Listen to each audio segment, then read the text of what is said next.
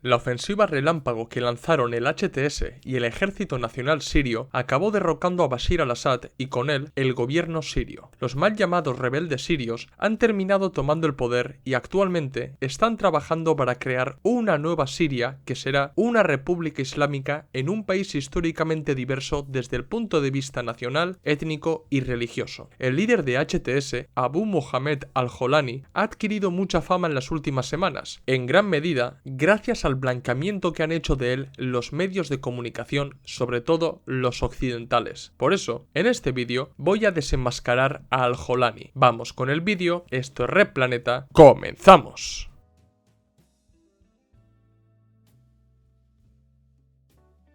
Yihadista a favor de la diversidad, rebelde sirio moderado o revolucionario sirio son algunos de los calificativos que los medios de comunicación occidentales han empleado para blanquear a al-Jolani. Este blanqueamiento ha sido más que necesario para legitimar internacionalmente el derrocamiento del gobierno sirio y la salida de Bashir al-Assad del país. Pero, ¿quién es en realidad al-Jolani? Ahmed Hussein al-Shara, más conocido por su nombre de guerra Abu Muhammad al-Jolani, nació en Riad en 1982. Todavía se especula sobre el lugar exacto de su nacimiento, pero él mismo aseguró en una entrevista concedida en 2021 que nació en Riad en 1982, donde su padre trabajó como ingeniero petrolero hasta 1989. A modo de curiosidad, su padre, Hussein Ali al-Shara, nació en 1946 en los Altos del Golán. Su familia fue desplazada de esta región después de que Israel la tomara en la Guerra de los 6 días.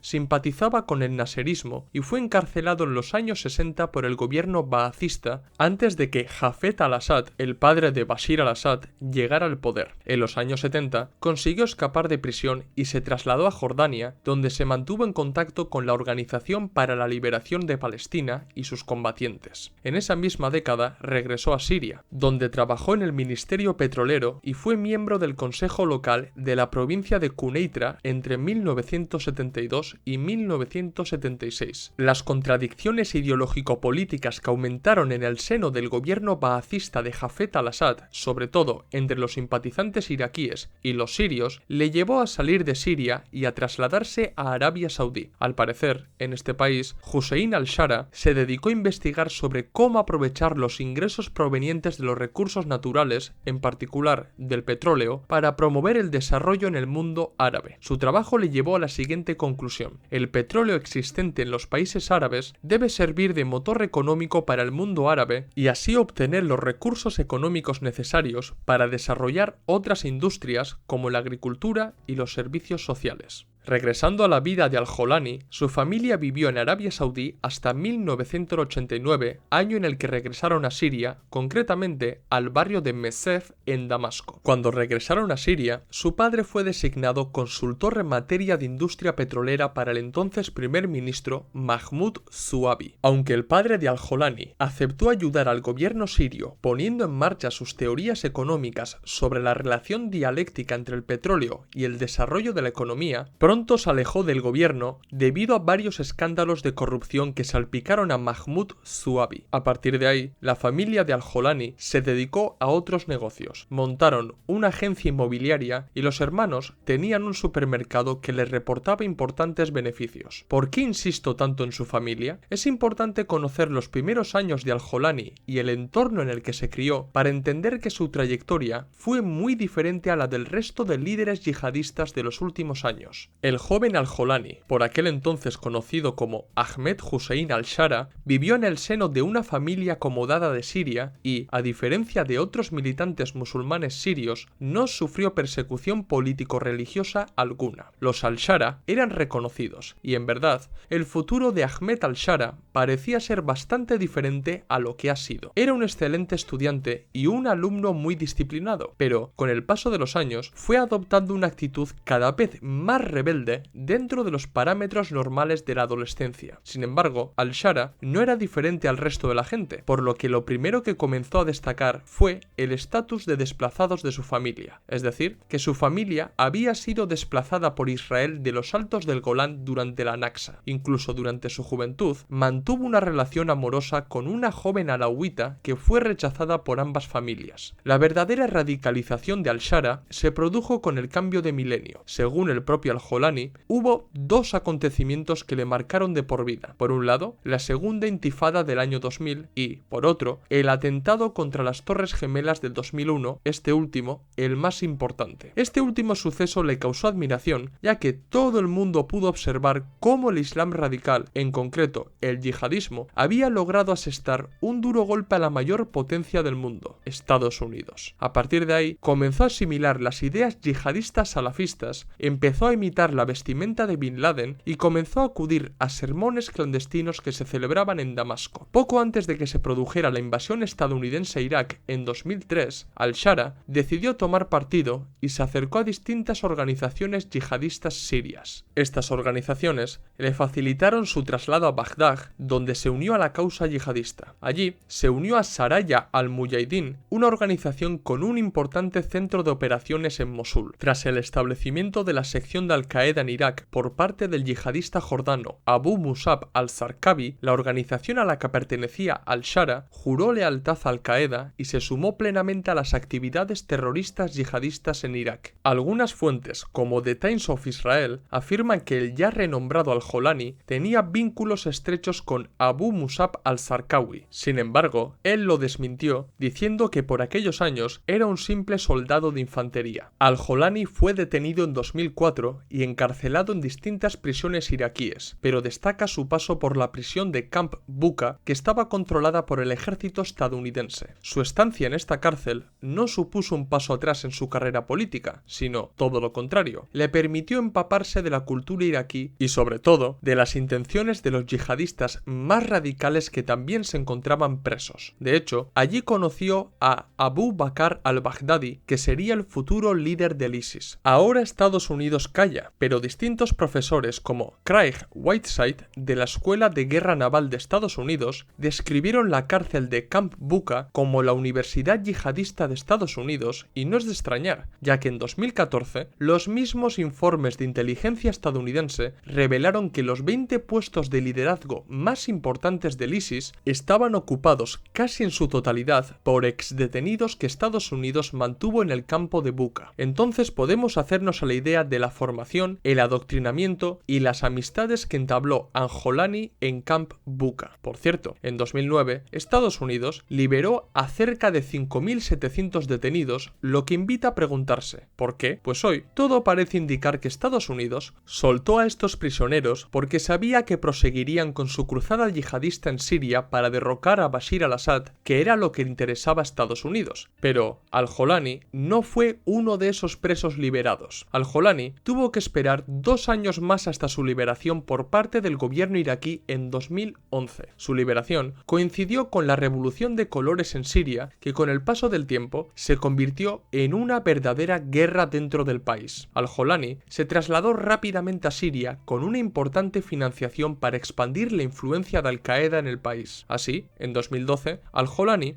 anunció la creación de Jabhat al-Nusra, más conocido como el Frente al-Nusra. El primer escollo al que se enfrentó al-Jolani fue la relación con el Estado Islámico de Abu Bakr al-Baghdadi, con el que acordó mantener una alianza en Siria y del que recibió ayuda para consolidar el Frente al-Nusra a cambio de armas y combatientes. Oficialmente, al-Nusra era una filial de Al-Qaeda en Siria y, a pesar de las diferencias entre la organización central y el ISIS, al-Jolani consiguió mantener dicha alianza hasta 2013. Como emir de al-Nusra, llegó a ordenar reacciones terroristas como los atentados suicidas contra la Dirección General de Seguridad de Damasco, en los que murieron 44 personas, entre ellas civiles y personal de seguridad, o el atentado contra un autobús en el distrito de Midán de Damasco, en el que murieron unas 26 personas. En 2013 comenzaron a torcerse las relaciones entre al-Nusra y el ISIS. Un punto importante de la alianza es que se ocultarían los lazos existentes entre al-Nusra, el ISIS y Al-Qaeda. Sin embargo, los dirigentes del ISIS hicieron públicos estos lazos cuando cuando anunciaron la fusión de ISIS y Al-Nusra y la creación del Estado Islámico de Irak y el Levante. Esta acción no gustó nada al Jolani porque no había aceptado la fusión. Así, Al-Nusra se desvinculó del ISIS y juró lealtad a Al-Qaeda, convirtiéndose en su filial oficial en Siria. ¿Por qué decidió Al-Jolani romper con el ISIS? Los medios de comunicación occidentales no dudan en exagerar las brutales acciones del ISIS para presentar a Al-Nusra como una organización más moderada, pero las diferencias van más allá de la brutalidad y la moderación. Por aquellos años, Al-Jolani comenzó a darse cuenta de que uno de los mayores errores de las organizaciones yihadistas era su internacionalismo, es decir, su afán por crear un gran Estado islámico. Aunque él no estaba en desacuerdo con ese objetivo final, era consciente de que, para tener repercusión y éxito, debían ligar su causa a la causa nacional, para lo cual era fundamental promover cierta nacionalización de las organizaciones yihadistas con su consiguiente autonomía. ISIS no estaba de acuerdo con el pensamiento de Al-Jolani y el emir general de Al-Qaeda, que era Ayman al-Zawahiri, apoyó estas propuestas, por lo que Al-Jolani se decantó por Al-Qaeda. En cuanto a presentar a Al-Nusra como más moderado, es una auténtica falacia, porque entre 2012 y 2017 esta organización cometió verdaderas barbaridades en Siria, como la masacre de Hatla, en el que asesinaron a más de 30 chiíes, la masacre de Kalb Lose, en la que asesinaron a no menos de 24 drusos, y la masacre de Sahara, en la que asesinaron a 30 alawitas y secuestraron a 42 niños. Un hito importante en la evolución de organizaciones como Al-Nusra fue la conquista de la gobernación de Idlib en 2011, ya que les permitió tener un bastión en el que organizarse, poner en marcha sus ideas y llevar a cabo unificaciones. Ahora bien, el hecho de que todas estas organizaciones estuvieran confinadas en esta gobernación también acarreó fatales consecuencias, como las luchas entre las distintas organizaciones yihadistas salafistas que no dudaron en devorarse entre ellas. De hecho, Al-Nusra se ganó cierta tolerancia internacionalmente al combatir a distintos grupos del ISIS y encarcelando a sus combatientes, lo que en Estados Unidos fue descrito como terrorismo contraterrorista. Eso sí, he de decir que el control completo de Idlib y el dominio del actual HTS no vino hasta años después. En 2014, Estados Unidos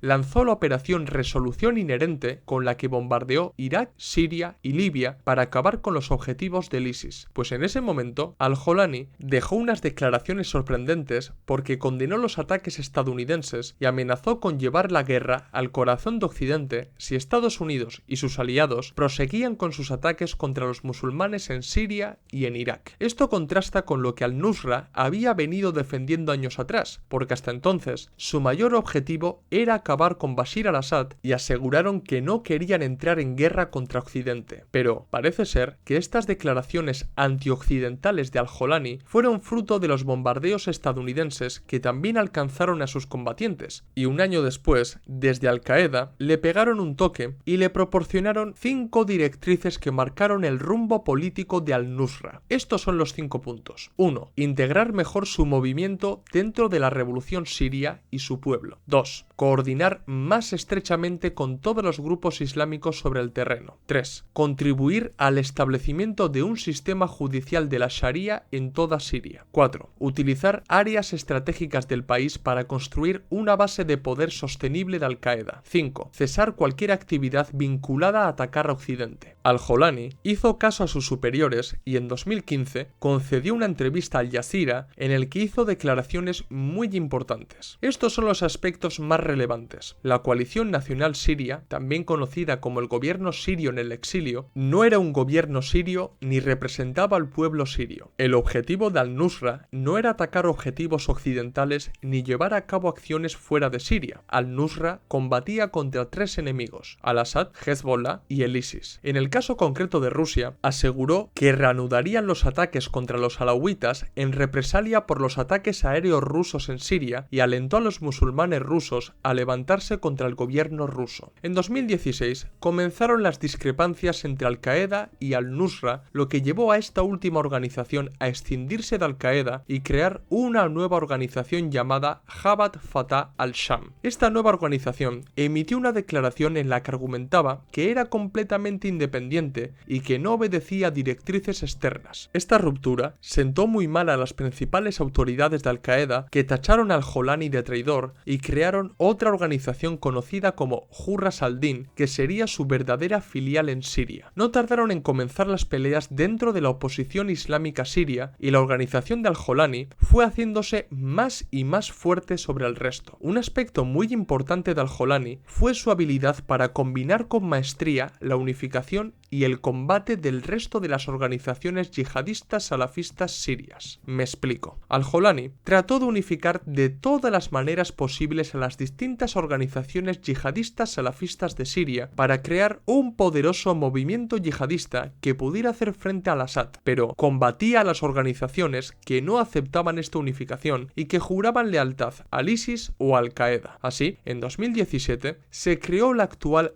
Hayat Tahrir al-Sham, también conocida como Organización para la Liberación del Levante en castellano. ¿Cuál es la ideología del HTS y en qué se diferencia de otras organizaciones yihadistas como el ISIS o Al-Qaeda? Os lo explico a través de distintos puntos. 1. Combinación de nacionalismo e islamismo. Antes os he dicho que, en su momento, Al-Jolani no aceptó supeditarse al ISIS porque se dio cuenta de que el internacionalismo yihadista no era el camino que debía seguir. A diferencia del ISIS o Al-Qaeda, Al-Jolani fue adoptando una postura cada vez más nacional que pasaba obligatoriamente por crear una organización yihadista salafista centrada en Siria y no en la construcción de un gran Estado Islámico internacional. Las particularidades nacionales son muy importantes para que una organización tome el poder en un país concreto, y Al-Jolani lo comprendió a la perfección, por lo que prefirió centrarse en las cuestiones de Siria antes que en un islamismo internacional abstracto. Ahora bien, esto no significa que Al-Jolani rechace el objetivo máximo de crear un gran Estado Islámico, ya que, al hablar de los sirios, prefiere hablar de la comunidad de creyentes sirios en vez de los ciudadanos sirios, lo que demuestra que sigue arrastrando ciertas taras del yihadismo. Un buen ejemplo de esto es el término de yihad popular, cuyo objetivo es tomar el poder en Siria e imponer un gobierno islámico alejado de Irán y el chiismo. 2. Pragmatismo político. A diferencia de ISIS o Al-Qaeda, que a lo largo de su historia no han logrado gobernar con éxito una región, HTS se convirtió en la fuerza dominante de Idlib y decidió crear allí el Gobierno de Salvación Nacional. Este nuevo gobierno se enfocaría en crear nuevas instituciones políticas regidas por la Sharia y que sustituyeran a las antiguas instituciones del gobierno baacista sirio. La labor política de HTS en Idlib le ha servido para legitimarse ante la comunidad internacional y presentarse como una fuerza política capaz de gobernar Siria, puesto que uno de los máximos objetivos de Al-Jolani es exportar las instituciones creadas en Idlib al resto de Siria. La apuesta por el pragmatismo ha sido el claro ejemplo de querer minimizar la contradicción entre el yihadismo salafista de HTS y las aspiraciones nacionales de los mal llamados rebeldes sirios. 3. Desradicalización del discurso. Si algo caracteriza a Al-Qaeda y al ISIS es su discurso radical que emana del pensamiento yihadista salafista. Su objetivo de crear un gran Estado Islámico pasa por amenazar constantemente tanto a Occidente como a los países árabes que no quieren supeditarse a su control. Tampoco debemos olvidar los centenares de atentados que han cometido estas organizaciones en todo el mundo. En cambio, el HTS de Al-Jolani ha moderado su discurso respecto a esta cuestión, ya que no se ha mostrado demasiado antioccidental y su interés es centrarse en Siria y le ha valido para que las potencias occidentales le miren con otros ojos. Es más, sus declaraciones contra Bashir al-Assad, la influencia iraní y Hezbollah le han servido para posicionarse geopolíticamente en el bando occidental. En pocas palabras, HTS ha hecho mucho esfuerzo en distanciarse del ISIS y de Al-Qaeda para presentarse como un actor político legítimo con capacidad de gobernar Siria. Ahora bien, este trabajo no significa que HTS suponga algo mejor en comparación al resto de organizaciones, porque continúa siendo una organización yihadista salafista, persigue el objetivo de crear una república islámica siria y en verdad no es más que un reciclaje anclaje del espacio yihadista sirio porque un buen número de terroristas que militaban en otras organizaciones acabaron afluyendo a HTS para trascender y cumplir con el objetivo de derrocar a al-Assad e imponer una Siria islámica al resto de los sirios. El punto fuerte de al-Jolani es que, a diferencia de otros líderes yihadistas, supo pasar de las aspiraciones yihadistas internacionales y abstractas a una hoja de ruta real que les llevara a tomar el poder en un país concreto, esto es, en Siria. A pesar del lavado de cara que pretendió realizar al-Jolani a HTS, la ONU, Estados Unidos o Reino Unido dejaron muy claro que no creían en el trabajo de al-Jolani y que el verdadero núcleo de HTS era al-Nusra, a pesar de que hubieran roto con Al-Qaeda. De ahí que nada más fundar HTS lo incluyeran dentro de la lista de organizaciones terroristas. Por ejemplo, la Red Siria de Derechos Humanos, que es la fuente primaria de la Oficina de Alto Comisionado de las Naciones Unidas para los Derechos Humanos en Siria, tiene un informe de 72 páginas titulado Las violaciones más notables de Hayat Tahrir al-Sham desde el establecimiento de Jabhat al-Nusra hasta la fecha, en el que registran todas las barbaridades que ha cometido este grupo desde su fundación hasta nuestros días. Para entender cómo se creó el Gobierno de Salvación Nacional sirio liderado por HTS, debéis saber lo siguiente. En 2018 se celebró la cumbre de Teherán al que acudieron Rusia, Turquía e Irán y en él acordaron crear la zona desmilitarizada de Idlib que serviría como la línea de demarcación entre la oposición siria y el gobierno sirio. En aquel lugar, Estados Unidos, las monarquías árabes del Golfo y algunas naciones europeas habían apoyado el establecimiento de la Coalición Nacional para las Fuerzas de Oposición y la Revolución Siria, que era el supuesto gobierno sirio que apoyaba el imperialismo occidental. Sin embargo, la irrupción de HTS en el lugar cambió la correlación de fuerzas en la región. La coalición pretendía imponerse en la región, pero ya no podían ignorar la fuerza de HTS, por lo que comenzaron las negociaciones para imponer un verdadero gobierno de salvación nacional. Sin embargo, el HTS se mostró en desacuerdo con el resto de fuerzas opositoras sirias y llegó a afirmar lo siguiente: la ley islámica es la única fuente de legislación, pues existe la necesidad de preservar la identidad del pueblo musulmán sirio, el derrocamiento del régimen ilegal con todos sus símbolos y pilares y responsabilizarlo por sus crímenes cometidos, así como liberar a los sirios y nuestro territorio de todas las fuerzas de ocupación, ampliando la seguridad y difundiendo la justicia en las zonas liberadas. Esta declaración era toda una declaración de intenciones, y efectivamente, en 2019, el HTS dio un golpe sobre la mesa al apoderarse de todo el gobierno de salvación nacional y comenzar a regir la región con la ley islámica. Los medios de comunicación usan el hecho de que HTS ha gobernado Idlib con este gobierno, pero no explican a los ciudadanos de Occidente que el HTS dio un golpe de estado expulsando a los supuestos rebeldes moderados y a las organizaciones favoritas de Estados Unidos, la Unión Europea y Turquía. Para 2020, el HTS ya gobernaba Idlib mediante el Gobierno de Salvación Nacional y comenzó a moldear las instituciones a su gusto, es decir, a islamizarlas para controlar la región y a los sirios que se encontraban dentro de Idlib. Estados Unidos ha seguido de cerca el trabajo de HTS y, por ejemplo, el analista Aaron Selin explica cómo consiguieron legitimarse de cara al exterior. Esta legitimación se produjo en dos sentidos. Por un lado, desarrollando la región política y económicamente, lo que lo diferenciaba de otros grupos yihadistas, y por otro lado, combatiendo e incluso encerrando a distintos terroristas de Al-Qaeda e ISIS en la región. Con todo este trabajo, al-Jolani se marcó un objetivo de carácter internacional, que Estados Unidos y la Unión Europea eliminaran a HTS de la lista de organizaciones terroristas. No son pocos los que exageran el trabajo realizado por HTS en Idlib sin darse cuenta de que están contribuyendo al blanqueamiento político de esta organización yihadista. Es verdad que HTS hizo muchos esfuerzos para desarrollar económicamente la región y garantizar infraestructura básica para los sirios de esta región, pero omiten varias cuestiones muy importantes. El HTS se ha beneficiado enormemente del robo de petróleo sirio. Es bien sabido que las fuerzas democráticas de Siria, de mayoría kurda, han estado robando petróleo a Siria. De hecho, el Ministerio de Petróleo de Siria afirmó que la alianza flota kurdo-estadounidense robaba el 80% de la producción petrolera diaria, pero estas mismas fuerzas afirmaron que HTS se beneficiaba enormemente de este robo, ya que eran ellos quienes transportaban dichos barriles a Turquía a través de Idlib para exportarlos a Europa o refinarlos en el mismo país. Este robo reportó millones a HTS, que pudo invertirlos en infraestructura y mejora de instituciones en Idlib. Todos los que ahora ponen de ejemplo el trabajo realizado por HTS en Idlib olvidan que James Jeffrey, enviado especial del gobierno de Trump a Siria, dijo que Idlib era el mayor refugio seguro de Al-Qaeda desde el 11 de septiembre. No solo eso, sino que durante la gobernanza de HTS hubo fuertes protestas contra los nuevos gobernantes. Hubo tres tipos de protestas. 1. Los yihadistas más cercanos a Al-Qaeda e ISIS protestaron e incluso intentaron derrocar al Jolani en Idlib, pero fueron aplastados. 2. Los miembros de la oposición siria que vivían en Idlib y que eran más cercanos a la coalición que derrocó HTS denunciaron la represión desatada por al-Jolani y lo llegaron a comparar con el gobierno sirio de al-Assad. Y 3. Los ciudadanos sirios no musulmanes denunciaron la imposición de la ley islámica en la región y la represión desatada contra ellos por no querer someterse a la Sharia. Imagino que os interesará mucho saber cuál es la relación de al-Jolani con Estados Unidos e Israel. Empiezo con Estados Unidos. James Jeffrey, el ya mencionado enviado especial del gobierno de Trump a Siria, dejó muy claro que HTS era la opción menos mala para Estados Unidos en Siria y que objetivamente era el mejor activo para las operaciones estadounidenses en Siria. Siguiendo con esta lógica, en estos últimos años han salido a la luz distintos informes que revelan que los misiles TOW estadounidenses suministrados a la oposición siria acabaron en manos de HTS. Esto no es ningún secreto, ya que Estados Unidos mostró una actitud hipócrita al respecto. Por un lado, se mostraban preocupados porque estos misiles y otras armas iban a parar al antiguo al-Nusra y después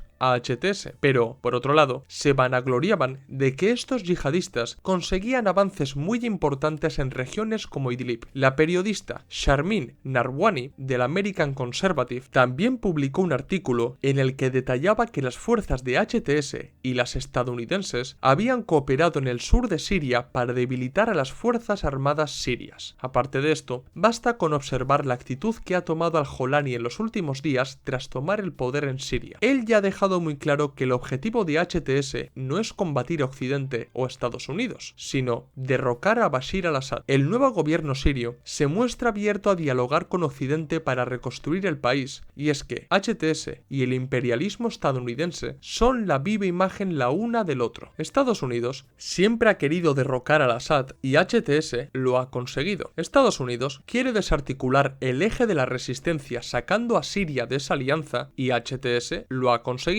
Estados Unidos quiere eliminar la influencia iraní en la región y al-Jolani ha dejado claro que su mayor enemigo es Irán y Hezbollah. Estados Unidos ha exigido al gobierno baacista que lleva a cabo un proceso de liberalización económica y el nuevo gobierno sirio ha asegurado que implantará reformas económicas destinadas a liberalizar la economía para atraer inversiones extranjeras. Por todo esto, James Jeffrey no se equivocó al asegurar que HTS era el mejor activo en Siria para Estados Unidos. En cuanto a Israel, la situación es un poco más complicada. Los objetivos maximalistas de Israel son bien conocidos. El sionismo ha albergado la esperanza de crear el Gran Israel, y para eso debe cambiar la realidad geopolítica de Oriente Próximo, lo que implica derribar los gobiernos soberanos de la región y anexionar sus territorios hasta conseguir un espacio vital que le permita convertirse en una verdadera potencia imperialista. Y por supuesto, Siria entra dentro de sus planes. Israel lleva ocupando ilegalmente los altos del Golán desde hace muchos años, lo que ha provocado un relativo consenso dentro del mundo árabe y musulmán para ir contra Israel. Sin embargo, existen distintos intereses políticos y económicos entre los países árabes y, por supuesto, entre las organizaciones yihadistas de esta región del planeta. Lo que se sabe hasta el momento es lo siguiente. Durante todo el conflicto sirio, Israel ha bombardeado posiciones de Hezbollah y del ejército sirio, beneficiando así a los antiguos combatientes de al-Nusra que acabaron conformando el HTS. En 2019, Gadi Eisenkot, jefe del ejército israelí desde 2014 hasta 2019, admitió que Israel había proporcionado armas hasta 12 grupos yihadistas no pertenecientes al ISIS para que las usaran en autodefensa, aunque todos sabemos que esto no es más que una falsedad, ya que las usaron para combatir al ejército sirio y a Hezbollah, que era lo que interesaba a Israel. Israel aceptó pagar un salario de $75 al mes a los distintos combatientes para que continuaran con su labor y no dirigieran su lucha contra Israel. En esta misma línea, el exdirector del Mossad, Efraín Halevi, afirmó y defendió que Israel ofreciera asistencia médica a los miembros de Al-Nusra y que incluso los hospitalizaran en Israel. A medida que el HTS ha ido cogiendo fuerza en Siria, Israel ha seguido de cerca los acontecimientos porque el derrocamiento de al-Assad es una dura derrota para el eje de la resistencia. En este sentido, Mordecai Kedar, el reconocido experto israelí en el mundo árabe y antiguo teniente en la inteligencia militar, ha asegurado que Israel ha estado en contacto con el HTS y que le han informado que la intención de esta organización no es enemistarse con Israel y que incluso estarían dispuestos a firmar un acuerdo de paz. No solo eso, cuando al-Jolani y los suyos tomaron el poder en Siria, Israel no tardó ni 24 horas en invadir Siria y anexar los Altos del Golán y un amplio territorio de Siria, llegando a quedarse a tan solo 20 kilómetros de Damasco. Israel no se ha quedado ahí, porque también ha bombardeado enérgicamente Siria, destrozando la capacidad militar del ejército sirio para asegurarse de que Siria no pueda revertir su situación. Ante todo esto, ¿cuál ha sido la opinión de al-Jolani? Ha asegurado que no quiere entrar en una nueva guerra y que sus enemigos son las influencias iraníes y Hezbollah. Al-Jolani, que decía que luchaba por la libertad y la soberanía política de Siria, no ha condenado las agresiones de Israel contra este país y se ha mantenido distante ante las ambiciones expansionistas de Israel. Y, para colmo, al-Jolani ha notificado a la resistencia palestina, que tiene sedes en Damasco, que no permitirá la existencia de organizaciones armadas en Siria ni la utilización de Siria como corredor terrestre para conectar Líbano y Palestina con Irán, cortando así el apoyo logístico y armamentístico que Irán pueda dar a las distintas milicias del eje de la resistencia. Se podría decir que al-Jolani ha servido a la causa sionista como ningún otro yihadista en los últimos años. Para terminar, he de decir que al-Jolani ha decidido abandonar su nombre de guerra para adoptar su nombre real, Ahmed Hussein al-Shara, para mostrar al mundo que deja atrás su pasado yihadista. Esta decisión también puede interpretarse de otra manera, ya que al-Jolani hacía referencia a los Altos del Golán, de donde provenía su familia, por lo que el abandono de este nombre podría significar también que el líder de HTS abandona el objetivo de recuperar totalmente los Altos del Golán por parte de Siria. Al-Jolani es otro personaje fabricado por el imperialismo occidental y el sionismo internacional para alinear Siria con Occidente, a la vez que la islamiza, creando la República Islámica de Siria. Al-Jolani no es ningún revolucionario o rebelde sirio, es un terrorista reciclado gracias a los intereses del imperialismo occidental en Siria. ¿Qué os ha parecido el vídeo? ¿Os ha gustado? Dar like si os ha gustado el vídeo, si sois nuevos suscribíos al canal, recordad que en la descripción del vídeo tenéis el enlace de PayPal para donarnos dinero, ayudarnos a crecer y que podamos seguir manteniendo el canal. También tenéis en la descripción del vídeo los documentos y libros que tenemos solamente en Unroad, y seguirnos en las redes sociales, Twitter, Facebook, Instagram y TikTok, donde subimos nuevo contenido a diario o casi a diario. Esto es todo, nos vemos en el próximo vídeo. ¡Salud, camaradas!